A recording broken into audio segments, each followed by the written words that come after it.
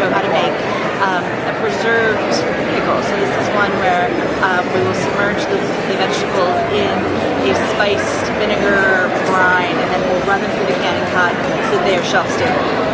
So that means that when our jars are full, we'll put the lids and rings on them, and then we'll submerge them in a pot of boiling water. So the jars are completely submerged, covered by about an inch of water, and we'll bring it up to a boil and boil for 10 minutes. And that 10-minute boil does a couple of things. It sterilizes the jars. It also drives the oxygen that's in the headspace of the jar out, so that when you take them out, they cool and they form a vacuum. So it's both sterilizing and preserving.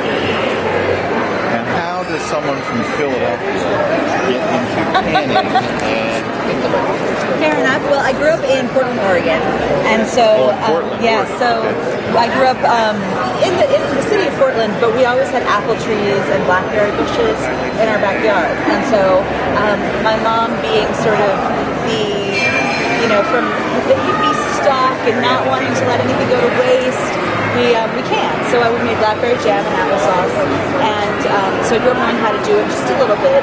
And when I moved to Pennsylvania about 12 years ago, one day I went blueberry picking with a friend, came home with 13 pounds of blueberries, and I went, I've got to make jam. That's what you do with 13 pounds of blueberries, and I've been going ever since. So how long have you have a blog that's called Food in Jars. How long have you had that?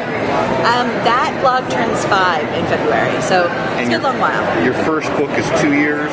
It's about a year and a half. It came out in May of 2012. And Lisa was telling me that canning is kind of going through a resurgence now. It is. It's going through a pretty significant revitalization. I have a bunch of ideas of why it's kind of come back.